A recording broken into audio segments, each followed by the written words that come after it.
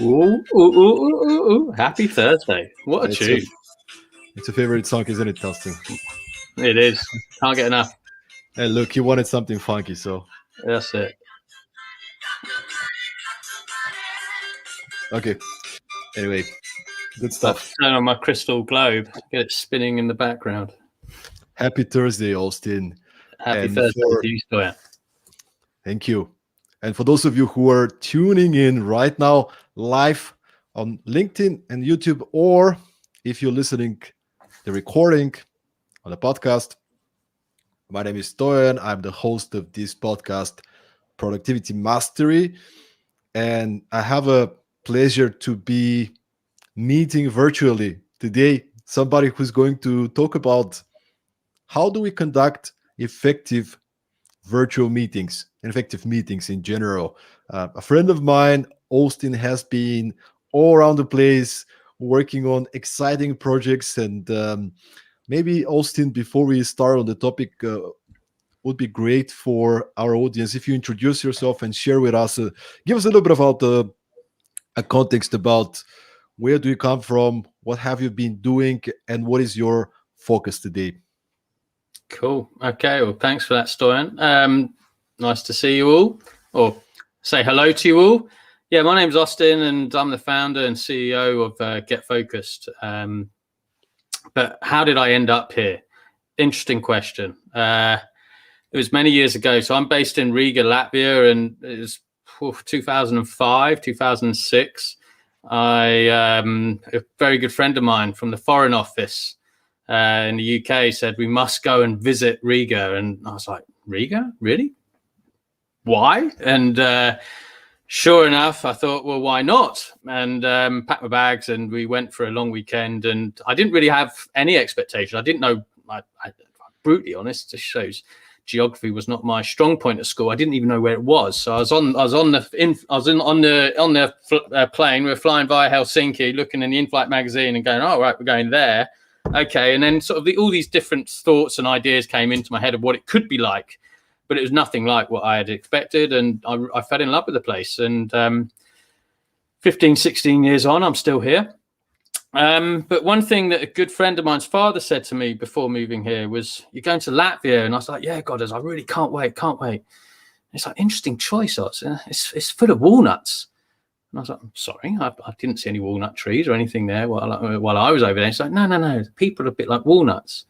And I was like, okay. And they said, well, why is that? And you went, well, they've got quite hard shells, but once you crack them, you really do reveal something very, very, very special and very, very delicious.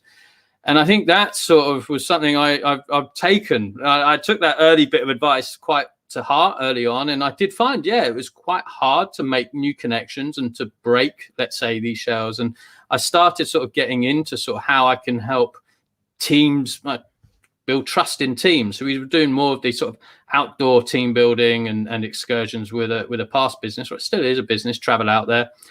And obviously, I don't really want to say what's happened. We've covered this a lot over the last year or two.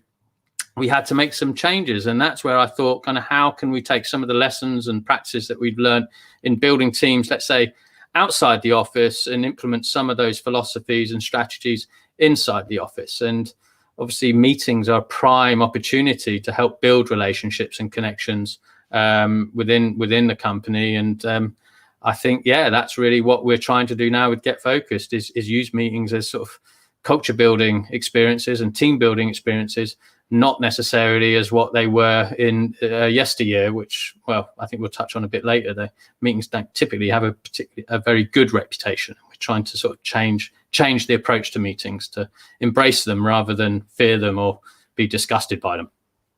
Why is that the case, Austin? Why do meetings have such a bad reputation? Good question. I like to say that I think often they lack an emotion. I know we kind of part of, you probably see in the background here, this is our little emotion, which we may cover later. But I think sometimes meetings do lack emotion. And I think that's a big warning light, I'd say, if your meetings do lack emotion, because it is an indication that maybe they don't really care. And if they don't really care, you're not probably getting the best out of your people. So that's one reason. But I think the other one is that often it's like anything in life. It's what you put in is what you get out. And if you don't really put anything into the meeting and prepare for it, or just be mindful of what you're aiming to do in this meeting, it's unlikely you're going to get much out. So there is an element of meetings that aren't particularly well planned, and they're not particularly well structured whilst people are in them. And often as well, I think they have a pretty bad reputation because we have too many of them, and too much of anything is not necessarily a good thing.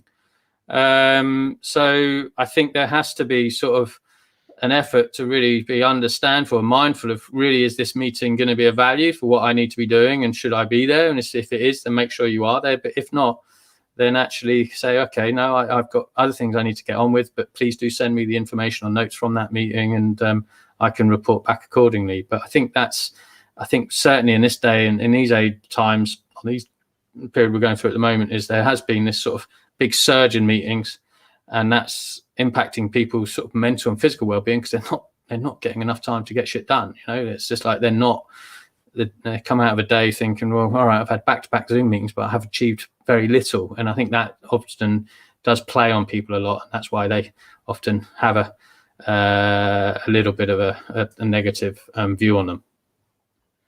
And what do you think changed when it comes to meeting culture since 2020, the global pandemic? Many companies, they're forced to work from home. So how did the meeting culture change? I think we know that in a traditional office, we have many micro touch points, don't we? So you see a lot of people and during the day, and I think I was talking to my sister about this, and she used to work. Well, she worked at P&G, and she was saying that a lot of the information share went on in the toilets. It's when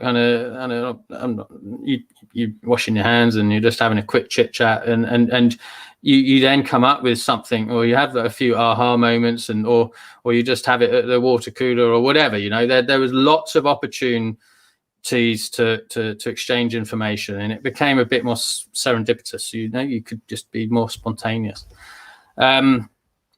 And I think now there was a sort of policy to sort of try and replicate that in meetings and force that, which hasn't really worked so well, I'd say. And I think there was almost like quite a reactive approach to trying to ensure that, let's say, company's culture was being maintained. But I think, as Darwin sort of said, it's with these changes, we have to adapt. The same policies and the same way you conduct meetings you can't carry that over from yesteryear to the current time. So I think meeting cultures, and even potentially your culture, might have to adapt. I think your values have to stay pretty much intact, but your culture might have to adapt, and that's not necessarily a bad thing, as long as everyone's on the same page. So yeah, that's a bit of a long way. I think that makes a lot of sense, and I love that you emphasize when you were introducing yourself that the importance of having an intention and clear objectives. Even the characteristics of a meeting might have changed since we kind of shifted to working virtually, working from home. The main components of an effective meeting, they kind of remain the same, even though they're different way we have to look at them. I can see working from home, doing meetings remotely, there's some things to have in mind, at least from my experience, from my perspective. Usually when you have a meeting in a company, in an office space, you meet the people. There's not just the exchange of information, but there's also exchange of, as you said, emotions, and you can have a little chit chat before the meeting, maybe in the corridor. And this thing right now is a little bit hardened. Like maybe you have a meeting about the budget. You get on the meeting, and that's it. You finish the meeting. You close the Zoom call, the Teams call, and then now you have to you go into the next meeting. You don't have this human, and that's why you probably mentioned also that some of the leaders now are trying to reinforce and to have a bit more time maybe for chit chat, for non-business related topics, so we can recreate this missing human factor. So I think that's something that I've been seeing quite a bit lately. I couldn't agree more, Stein. And I think I just want to make this clear that it can be done. I do think it can be done. It just has to be managed, and it has to be almost like, I don't want to say systemized, but I think as long as people are clear that's the purpose of the meeting, then people buy into that and they're up for that. I think Simon Sinek, I asked him this question. He's like, I had the fortune to meet him a couple of years ago, and I said, well, Simon, how are relationships built typically in companies? And the answer was so simple, it was beautiful. It's just like we've developed in all that in between time. And I think that sort of is what you were saying there, is that kind of it is those moments, and I think when typically relationships are built, those have been taken away. So I think you consciously have to be maybe making a little bit more of an effort to get to know your colleagues and get to know kind of some of the highs, or share the highs, but also share the lows, and support one another, which doesn't come so naturally as you would be if you've seen them day to day, 9 till 5. The other point which I'd like to make, and I'd really recommend kind of if those listening to this, through whatever podcast stream, it's obviously this series you do is an amazing set of podcasts, but another one is by Guy Raz, How I Built This Thing. And there was one that I listened to recently where they interviewed the founders of Atlassian, so the guys behind Jira. And the meeting ended with them talking about what's the process moving forward for Jira, for that company. Are they looking to sort of go fully remote, hybrid, blah, blah, blah? And obviously meetings came up in conversation. And the one thing that he said, which I thought was brilliant, was that their policy on meetings now isn't to actually get work done. And I think these are where there's so many great systems and tools out there where tasks are being tracked, information's being shared, and you can use tools to do that. But what meetings are about is about building relationships. And I think just having that as a mindset going into a meeting is, what information can I share to help build that relationship with my team, is a completely different mindset to what maybe you had during, let's say, when you were just looking at sort of tasks completed and what are our challenges, blah, blah, blah, the typical structure, the old school type of meeting.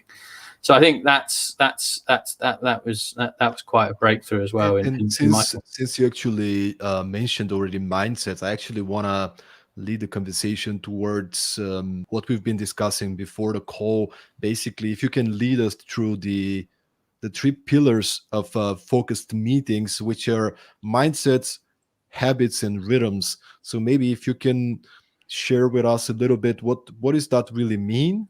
Sure. Why are these 3 pillars important? And then we can maybe talk a little bit about the mindsets to begin with.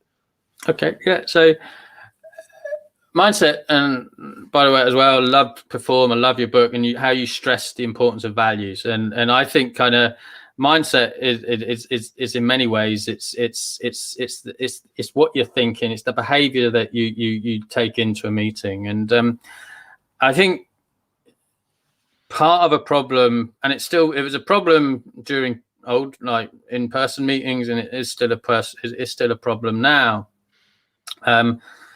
Is that a lot of meetings are quite dysfunctional because people are distracted, decisions are rarely made, and half the time the people that should be there aren't there. And why is that the case, though? Why is that the case?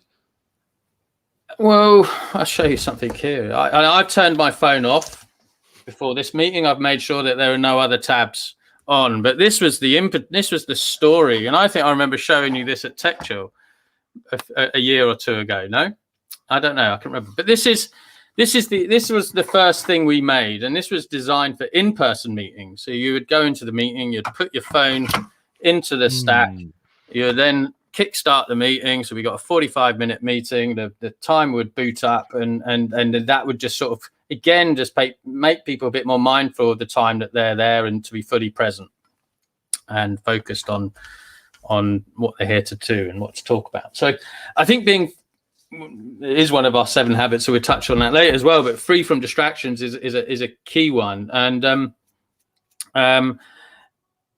but I think with people thinking that this meeting is time suckers, there's no purpose, there's no need for this, and we rarely achieve anything, and you're just meeting for meeting's sake. This is what almost I've sort of was trying to shift people away from thinking like that. And we came up with these are our actual values. We call them the Plato Values, and that's to be people focused. I think always to sort of whatever you're doing to sort of be focused on the people you're working with, not necessarily on product or profits, but first start with people. That's always a good start. And we use the 7 habits of highly focused meeting, but yes, I have been very much influenced by the 7 habits of highly effective people. And Stephen Covey's talked a lot about being understanding before being understood. And I think this is very much a case of being people focused, is that you just always put in an effort to understand before being understood. And then that leads on, how do you do that? Well, it's actually a case of listening actively. This is one thing that I've made a conscious effort for, because you probably can tell I do rabbit on a bit and I like to talk, but I know that I've got 2. That's what I keep telling my son. I've got 2. You've got 2 of these, one of these. Make sure you use these double the amount of time you use this. And I think so. Listen and learn actively, and that involves kind of as a team lead or as a team as a whole, just always aiming to ask a lot of questions.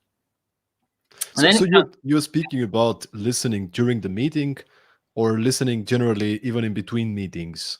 And I'd say that's a value you should take throughout. Well, kind of with anyone that you work with, these. I'd say that even in the meeting, always aim to listen more than talk. And by the way, one thing that I see as a trend lately, maybe you can confirm or disagree, is a lot of organizations, especially bigger organizations, there's this kind of a culture of people not putting on their cameras. Have you also witnessed that? I've seen that so many times lately. Like 5% of the people in the Zoom call or in the Teams call are having their camera on, and that's also bringing some certain dynamic and making it harder to listen. And listening doesn't only mean listening with your ears. Listening also means observing, right? Observing what's going on, how are the energies, how are the dynamics. And I can see this as another component, that people mute themselves, turn off their camera. You have no idea who's in front, if they're there at all. Maybe they're having lunch or dinner. So that's a different sort of like a thing that's hard. I'd go for it. It's people focused, listen and learn. Be ambitious in your goal setting. So be ambitious, and that might involve, it could create conflict, struggle, pain, tension, but in many ways that's not a bad thing. It's good to have that in emotion in meetings. That goes back to showing that you care. But I think transparent is the other value. Transparent in your actions, and that's a case of letting go of your ego, and that in my mind just is saying that yes, I'm engaged, I'm here, I am open. I think speaking to a meeting where, like you said, only 5% of the people have their camera and mic on, in my mind, you might as well just be speaking to an echo chamber. You don't know who you're engaging and interacting with. And if I'm going to take it a level deeper, I'd say, well, you could take it as a bit of a sign of disrespect, and it's just like, well, why are we doing this? As a policy, we always suggest it's a fundamental. You should have your camera and mic open. But I always say that kind of we don't like to push these onto companies and teams. We like them to sort of come up with their own boundaries and their own ways. In some ways, these are recommended. So you make it as an objective of a meeting in some ways. Right. Okay, we've been told, or we've read about this philosophy. We understand some of the best practices. What do you think? What should we do? And if you were asked the question, should we have a meeting? Should we have cameras on or off? I'm pretty sure the conclusion of that meeting would be, we should have cameras on, really, shouldn't we? It just seems natural. And I think for some people, when you start as a team creating your own boundaries and policies and best practices, you then buy into them a little bit more. And the last value we have is being optimistic. And I do think that despite all the shit and the tough times we're going through, one has to always think, have an optimistic attitude and an optimistic approach to what you're aiming to achieve, because in many ways that is the guiding light for you, and you know that whatever kind of challenges you're facing, things will get better. And I personally, I think that's a good attribute, really. Just going a little bit back to the beginning of the conversation, what all these things that you're sharing brings the point is, first of all, understanding or realizing, do you actually need to have a meeting at the first place? Like, before actually starting the meeting, asking yourself intentionally, could this problem be resolved without having to involve all these people and setting up a specific meeting? Can I actually resolve this with an email, with a like a chat message or something else? Do I need to set up this meeting? And part of this answer comes when you ask yourself the question, what is the objective of this meeting? And I would say many people never ask themselves this question. Hey, let's have a meeting about marketing. Good, I'm on. Cool. What is your objective? What do you want to get out of this meeting? When the meeting is over, what are the results? What are the specific action steps that we want to have resolved? And starting from there and kind of building it backwards. Now that I know what's my end results or outcomes and objectives I'm after from this meeting, are the list of attendees the right kind of people? Do I have to involve Mary and Peter? Maybe we don't need to include them in this meeting because we're going to waste their time. And it's part of this preparation for the meeting is also very, very important. Should we have a meeting at all? And if we do, what are the objectives of the meeting? Who should be part of this meeting? How do I make sure, if I'm the one that's setting up the meeting, how do I make sure that people are actually prepared? How do I facilitate them? Whether should I send them some sort of a material to look into, something to prepare, or just set the tone, so they, when they join the meeting, they have the right mindset how the meeting's gonna be. And then here comes the thing, right? When the meeting starts, there's many of those meetings that people say, let's talk about this thing. And 5 people join the meeting, but there's no structure. You don't know who's the facilitator. And I've been part of meetings like this that I actually left. I quit the meeting, like, because I can't be part of this. Sure, I think it's a great filter from the word go. I think if you it's this goes in, this philosophy is what you put in is what you get out. And I think if someone can't have the time, energy, imagination, or drive to really work out what is a purpose, what is an objective, then I think that's an automatic indicator that there's no need for the meeting. So I think if you can just sort of ask yourself that question is, what's the meeting about? And I can't come up with something, let's say, that you can't come up with a purpose, then yeah, don't have the meeting. I think, and meetings are all about kind of creating this sort of psychological safety in your team, creating kind of this sense of belonging. And that's one thing that we bang on quite a lot about, really, is in order to sort of, if you feel that your teams are getting dispersed and you're not getting those connection points that we touched on earlier, and you're losing that sense of belonging, fear kicks in. People kind of fish school, birds flock, people tribe. That's what we and what is a tribe? Seth Godin talks a lot about this. It's about being connected to a purpose, connected to an idea, and connected to a leader. And if you don't have that sense of belonging as being part of that tribe, fear kicks in. And when fear kicks in, it activates your little amygdala, and sure enough, you want to fight, freeze, or flight. And that's not sort of what you want to have in your people, in your team.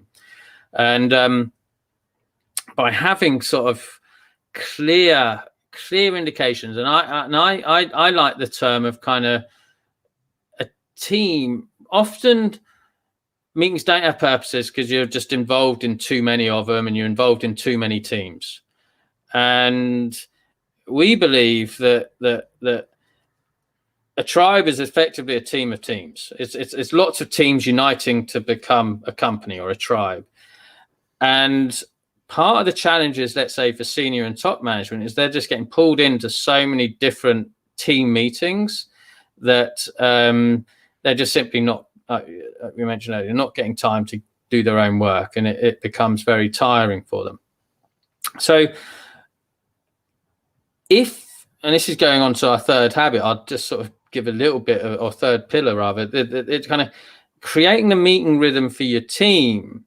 And you know that this is the team that you're working with, you get that flow. You understand, okay, this is the reason why we're meeting. This is the type of meeting. Because I think often as well, meetings you say, let's talk about marketing. Now, what is that? Is that an information share? Is it a brainstorm? Is it a strategic session? It just becomes this hot pot. It becomes this mess of everything. You know, it's like one of those soups you make when you just put everything in the fridge into one pot and you come up with something, but it's never that nice. This is exactly the type of meeting that I told you that I had to quit. Yeah. Because I was brought into this meeting. It was part of this, boot camp kind of thing. And there was absolutely no structure. People started talking over each other. And I requested, what's the agenda? What do we have to get done? Do I need to be here? And then the conversation kept going in all different directions, which I found was a waste of time for everybody. If we talk about fun stuff and if the intention is let's just chit chat, good. But that wasn't the intention. The intention was to get something done, but it wasn't clear. And there was not somebody to moderate the meeting. So if somebody gets off track, they kind of kindly bring them back into what's the focus of the meeting, right? Mm-hmm.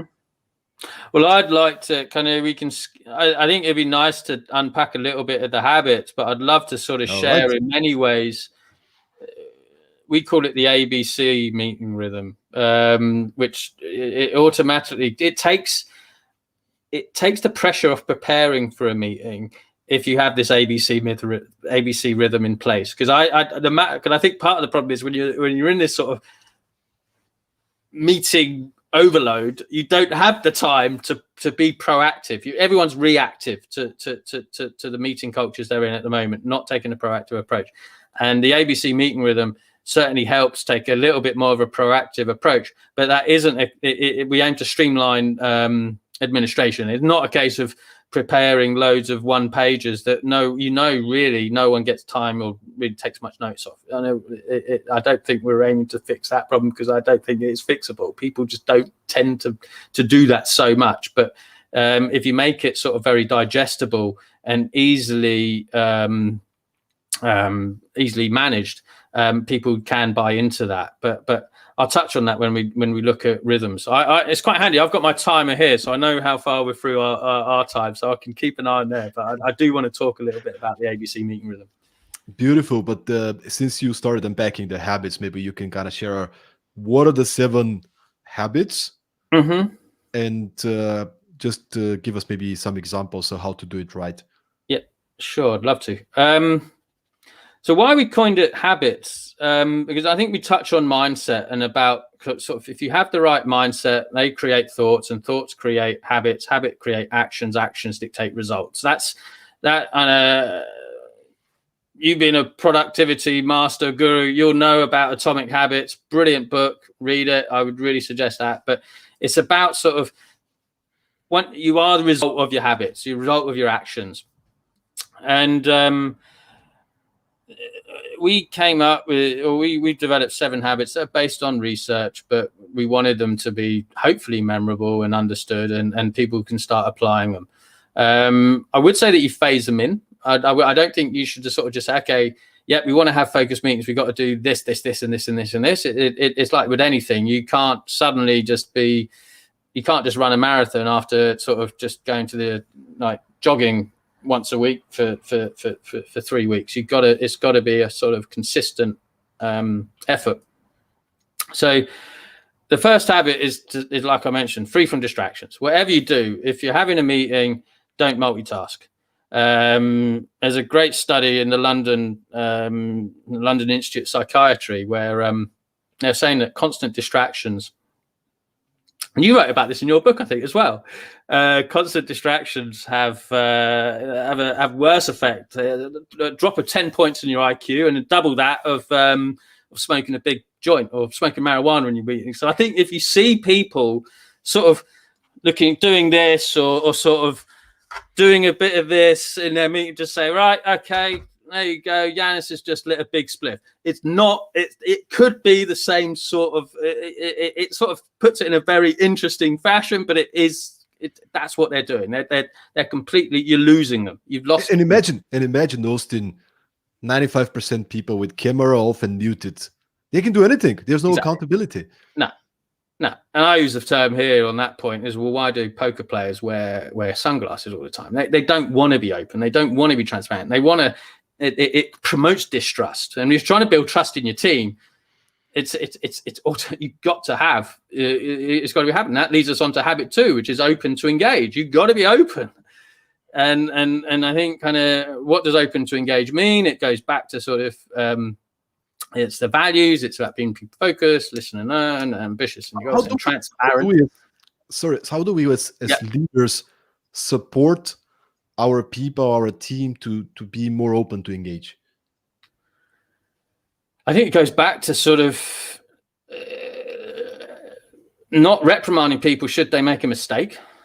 I think not judging people on and again, we can touch on so many topics here, but if you're a company that wants to innovate and obviously now is it's a great time to innovate because there is so much change.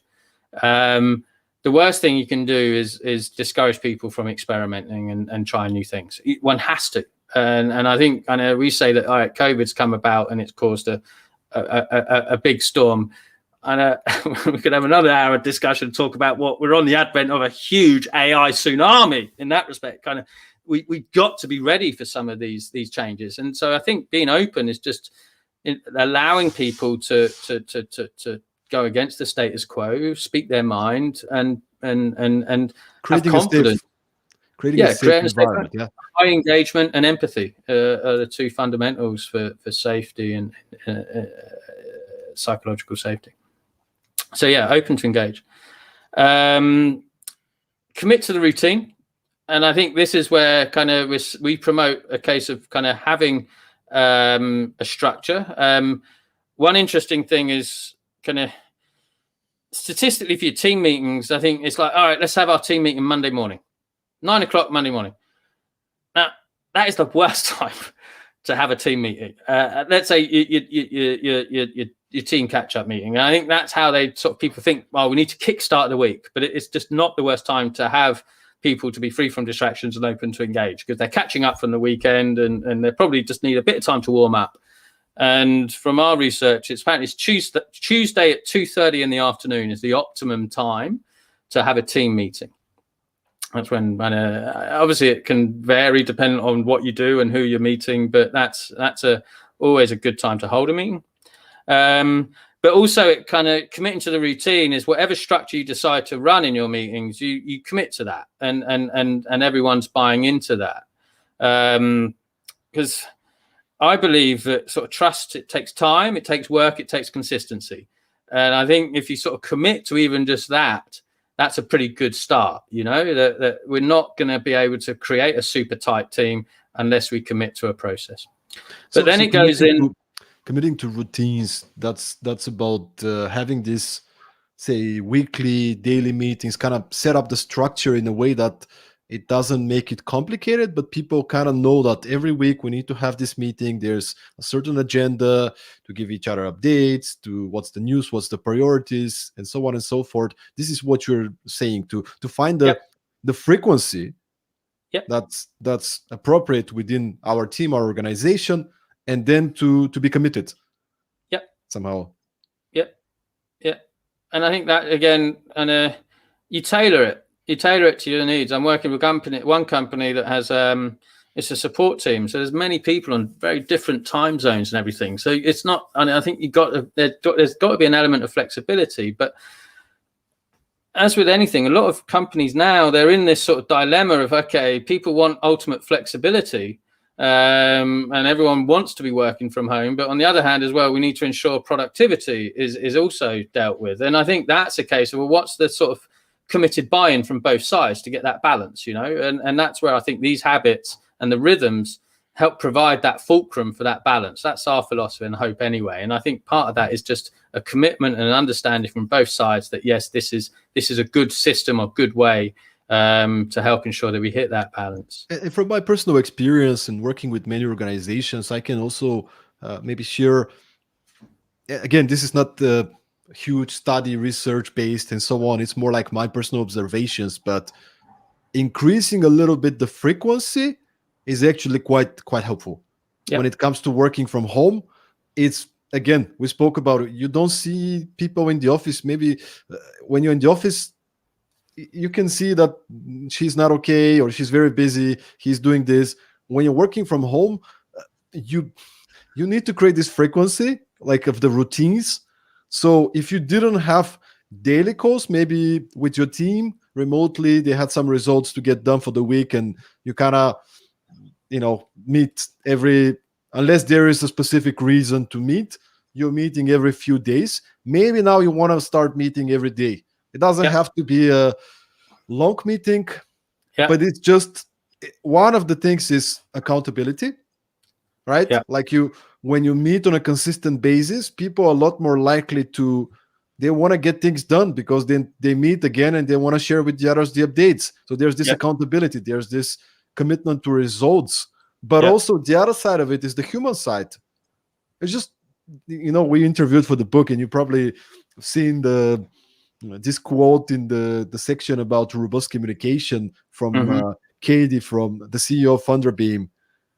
Many people probably saying the same thing, but she said, as a leader of your company, you're the chief motivation officer. And now is a great time for leaders to show up and to really frequently talk to their people, right? Listen to their people, the human side, not necessarily about the, what did you get done, but more, hey, how's everything going? I think leadership styles, that's a big,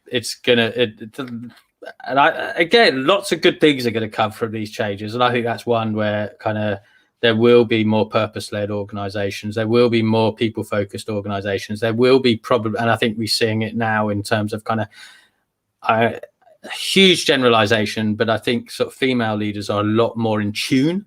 And it was interesting that the Thunderbeam CEO is a lady who are a bit more sometimes have a higher sense of emotional intelligence to be able to cater for these needs of people.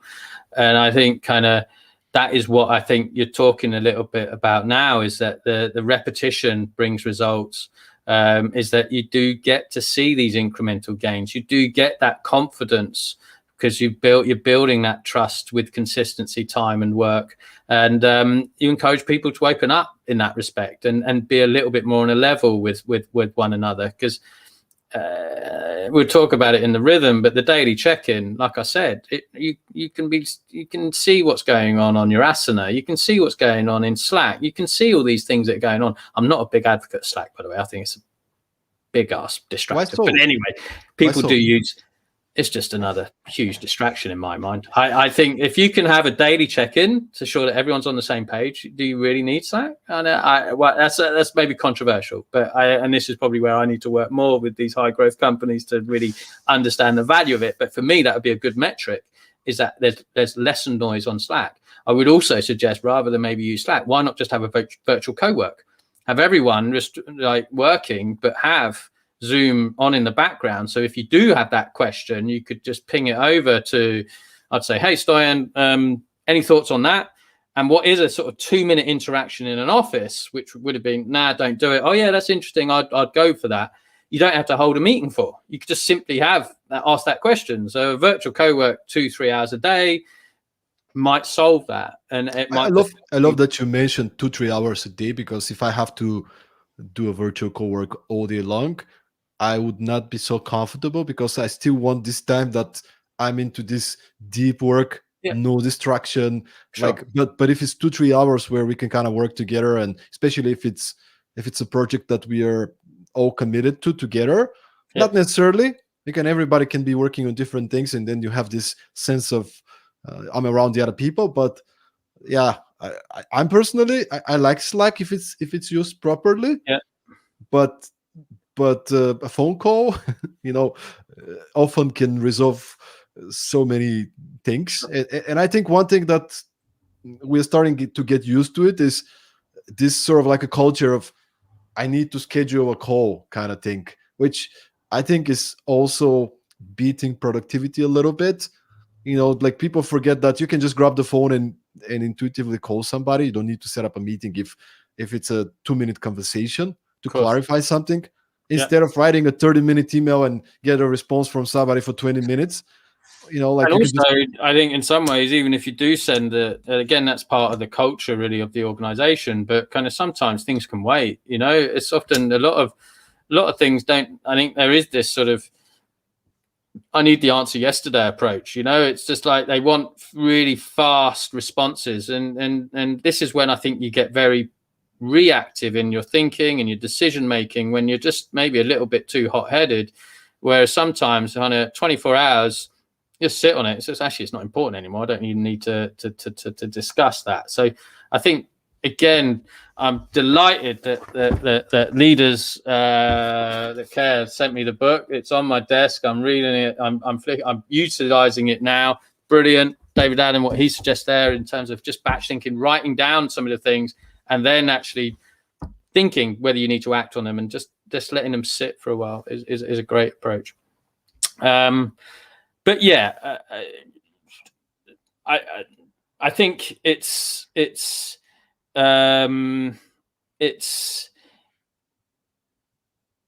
I think routine sets you free. Even if we're going a little bit deeper, and in my younger years, I struggled with depression.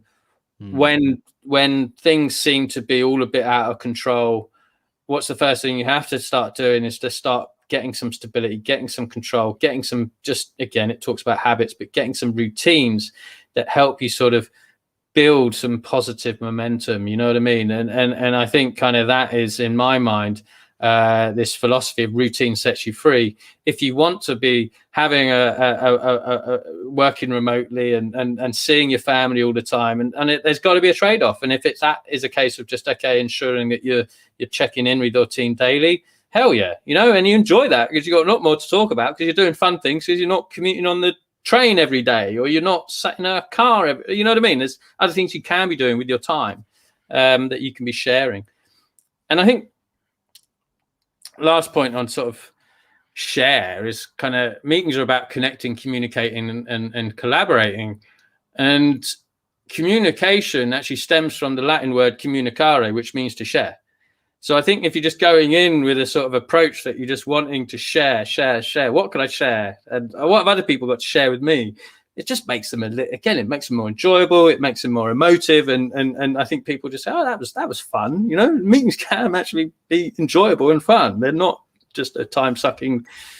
They can be productive and fun at the same time. Actually, they could be a lot more productive. If you go too much on the fun and forget about the result you're after, unless the intention of the meeting is let's connect and have fun, then this is a different thing. But no, very valid point. Very valid. But thank you, productivity master. You're spot on. But no, I think in terms of the remaining 4 habits, and these I can annotate these. So there you go. It's going to go all fuzzy now. But so the fourth habit is to unite on the objective. So I think that's what we touched on earlier. Is that okay? We clear on why we're here and what is the purpose. Hold on a second. Go for it. I love what you said. Unite on the objective, not have the objective in your head, but have everybody to unite on the objective. I think that's a very, very important distinction. Yep. And I think that is technically that's done before. So you notice when I clicked on the timer here, I pressed the button. That's me uniting on the objective. That should be done before the meeting. So everyone should be clear on what the meeting is about before it starts. If not, then it's bloody important to do that as soon as you are kickstarting the meeting. So because when you set the expectations, obviously, if somebody gets off track and starts speaking about something else, and you're like, this is a great point, but today we need to decide on this. Let's get back on this now. And then it's easier for people. Okay, that's good. Let's move. Yeah. And I think another tip on that, which really helps in order to get that buy-in and getting people uniting and a bit more enthusiastic about engaging, is to set or unite an objective as a question.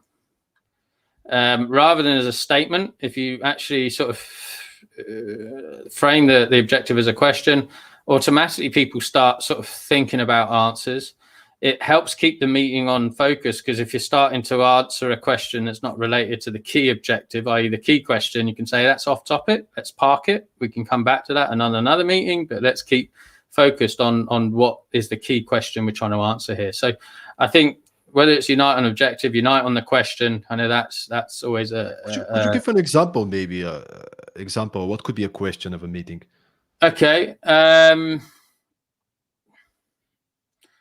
Well, I think it's how could we, or how could we, rather than say, okay, we use the term marketing, we're having a marketing meeting, but it's okay, you could be quite specific on that. And it's like a case of how could we ensure we get 30 new signups next week? It's just that. It just asks the question of what is it that we can be doing to get 30 new signups for during next week. If it's a question of should our cameras be on all the time, how can we drive more engagement in our meetings? How can we drive more trust in our meetings? I wonder, okay, what about if we saw each other and be able to sort of get those sort of the reads a bit more body language, ensure that everyone is focused. So I think it just opens it up a little bit more for discussion and debate and sharing ideas. And that leads us on to the fifth habit, which is sharing ideas. And again, there are very creative people out there. Some people are really good at just popping out ideas like no tomorrow, but other people need a bit more time. But okay, some people in certain areas of the meeting perform really well, certain people struggle. But okay, empower those people that do well in that area. But then move on to the sixth habit, which is evaluate on merit, is where people probably a lot more detail orientated can then start sort of going through them and really sort of unpicking the pros and the cons. And when we say how you evaluate on merit, we use pretty much just this 80-20 concept, Pareto's principle, where you just sort of look at the ideas, high impact, lowest effort. It's pretty simple, really. If you just have that framework, what can you do which has high impact, lowest effort? If you've got ideas that are sort of high effort, high impact, it's like, well, what can we do to make them high effort? High impact, less effort. So always be pushing to sort of implement those. But I think it's about encouraging, as a great book, Ray Dalio principle is the idea meritocracy. That ideas shouldn't be, let's say, benchmarked to the hippos in the room, the highest paid people in the room. It should just be anyone could have the courage to share an idea, and hopefully those ideas, if they warrant the success, that they're the ones that get delegated. And that's effectively the last one. Is the best ideas what win, matters. Right? Yeah. Commitment for the best ideas to win, no matter where they're coming from. Correct. Yeah. And always aim to delegate. Always aim to kind of, when you're hitting the red zone, it brings a bit of heat to the meeting. So, okay, we've got to now start bringing things to a head. What are we going to take from this? How are we going to action this? And that might take someone who's a bit more. We got this psychometric test. It's based on some Myers-Briggs and some other stuff. But yeah, there are uniters, there are sharers, there are evaluators, there are delegators. So we say there's Nelson Mandela's, there's a Madonna, there's a Bill Gates, and then there's an Angela Merkel. That's a sort of a very sort of big generalistic overview of people that are strong in those areas. But I think you probably do want the Angela Merkel in your team just saying, okay, let's wrap it up. What are we going to be doing here? And let's take an action point. And it might be that it is actually, okay, yes, we're going to have another meeting on this. But you don't just carry on the meeting. You say, okay, that's the decision we're going to have. Let's schedule another meeting. Let's sit on what we've gone through now. And I'm sure the next meeting we'll be able to get clarity on that. Because again, time is a good test for any idea or a lot of ideas. It's just let them sit. If they sink, they sink. If they float, brilliant. Act on them and make them work. Austin, just I don't know where it came from, but what do we do with when the person who's the person in charge, maybe the manager or the person who's in charge of the meeting, is actually not good in facilitating, is actually maybe talking a lot and getting off topic and kind of breaking the whole meeting rhythm. If there's someone in the team who's better at it, better than he or she is, that's a sign of a humble leader. You know, that you always want to be the most ignorant person in the room as a good leader. It's like, well, assign that job to someone who's better at it. That would be my take. And I think it's maybe overly simple, but typically there are people who are good at uniting. They're good at people at sort of at just sort of bringing the right people together and stewarding that. You know, it might be that the leader is the person who sits. He might not be very talkative at all, but he does have the final call, and it's his job to be the delegator in that situation. It might be that you're working with people that are all very similar, but I think if we use this, we call it keris, which means to love. Keris is Welsh, and it means to love. So we like to think we're taking care of your meetings because we care for you and we care for the purpose. But I think it's, if you use the keris wheel, it automatically puts you into the mindsets that you should be having during that meeting. It puts a little bit of heat on that, and then it sort of varies depending on the ABC meeting rhythm. So I'm going to go on to rhythm because I respect that we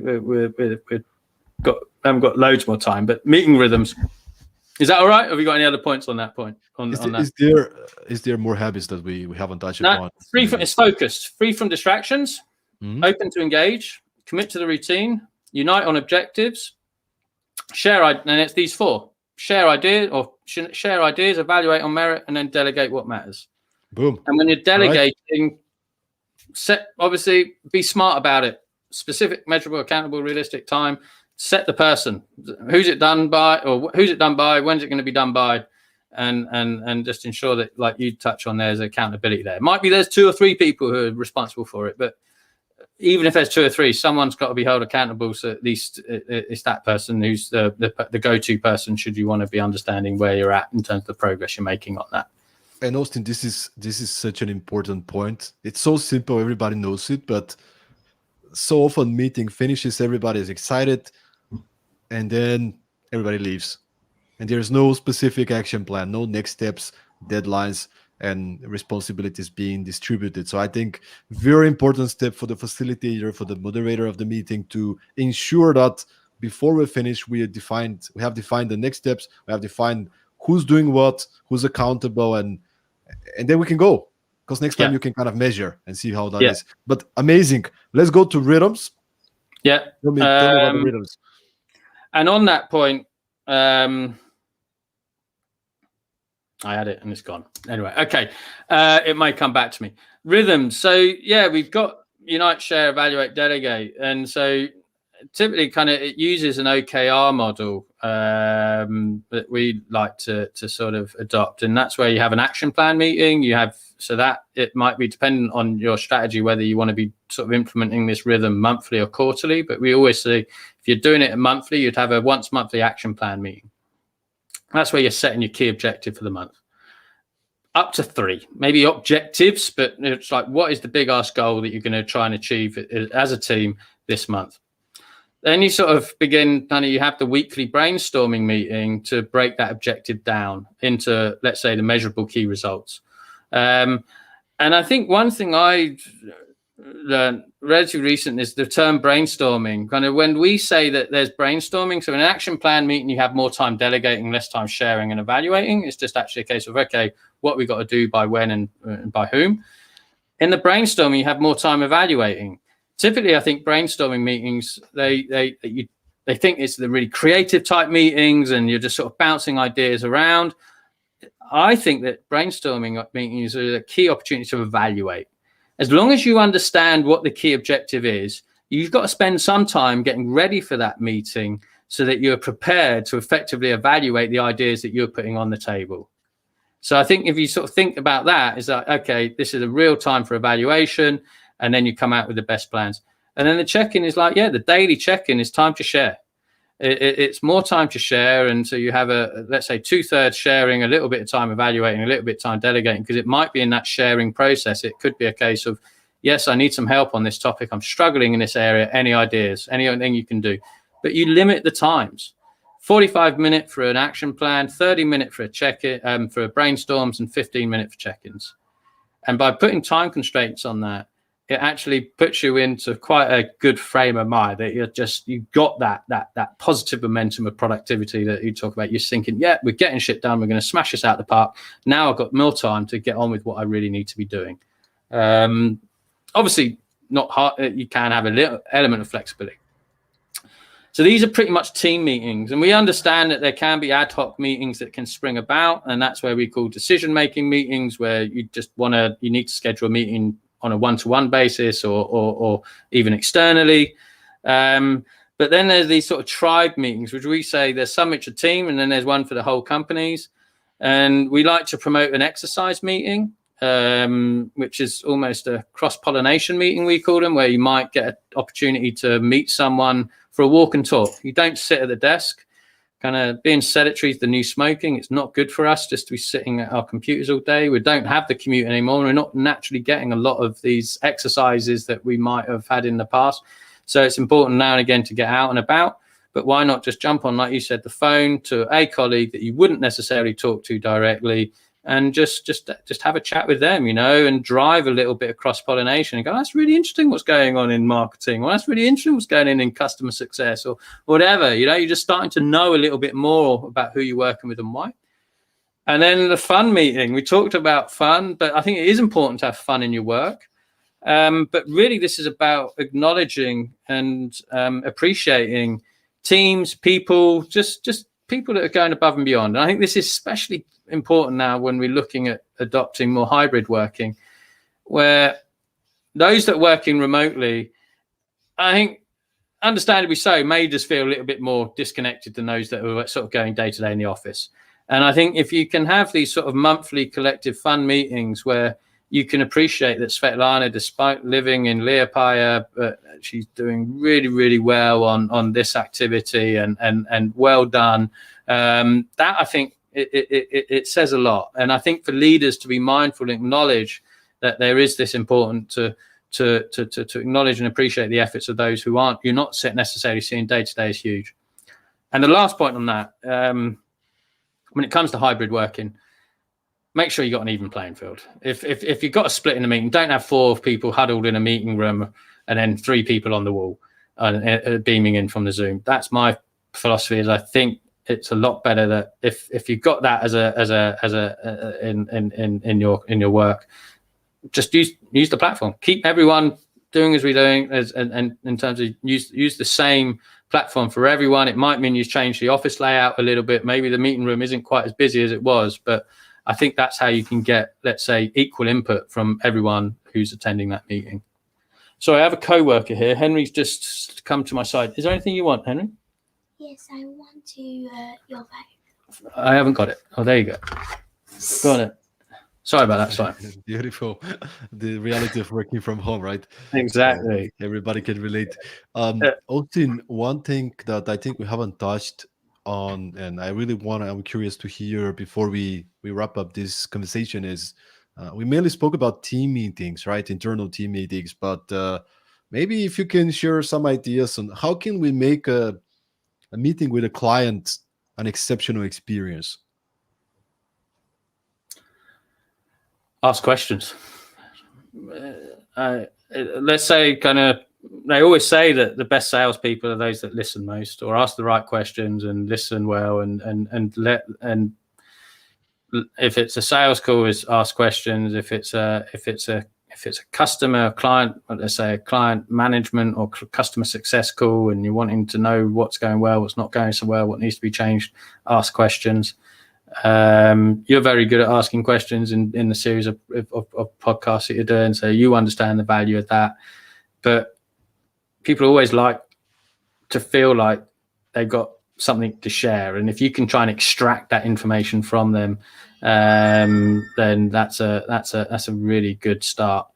The other one is use their name as much as possible. Always just repeat their name. Everyone likes hearing their own name. So I think just 2 very simple ways that you can help. And last one, sorry, I've got now a distraction. Go on. All right, let me do the other one. There you go. And third one. Yeah, respect people's time. I think if you're setting it to be a 10-minute call, make it a 10-minute call, because time is precious. It's a finite resource. I think we got to respect it and make the most of it. And I think if you are speaking to someone externally and you don't respect that person's time, then that's never a good start. Beautiful. Thank you so much, Austin, for joining us today at the Productivity Mastery podcast, sharing all these insights, practical ideas, and tools. Final question from me. Where could people find you, learn more about Get Focused, and just connect with you? Cool. Yeah. Always open to connect and share. Best starting point would be to go on our website. That's www.getfocused.team. Thank you for flashing that up. So yeah, that's there. Have a play with the tool. But I'd say in many ways, play the tool, download the ebook, maybe have them both hand in hand. It's not a really fat book at the moment. It's a work in progress, but really that's the beauty of an ebook rather than a published book like yourself, is you can be always building and developing it.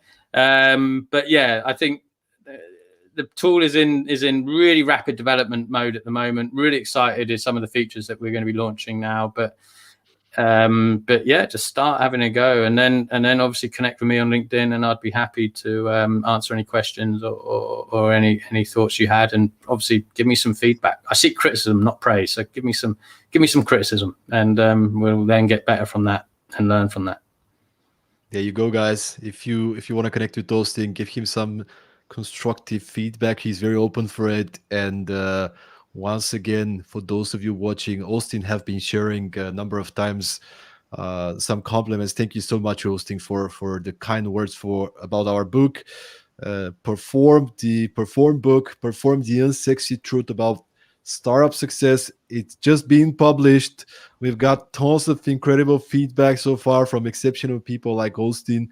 So if you want to get a copy, or if you want to just read the sample chapter, you can go to performnow.eu/book, and you can just learn more about it, read more about it. A lot of tools and tips how to increase your leadership, first of all, but also productivity skills in order to build an exceptional team, hopefully. So thank you, everyone, for being with us today. And we'll see you again at the next episode of Productivity Mastery. Final words, Austin? Get your book. It's really worth a read. So I second that. It's a great book. So ensure you read that, and practice. It takes time. You're not going to get results immediately, but I think if your head and heart are in the right place, things do start happening for the best. So keep at it, guys. And make sure to reach out if you have any further comments or questions. We're always happy to receive feedback from you guys. So have a great day from us, and keep performing.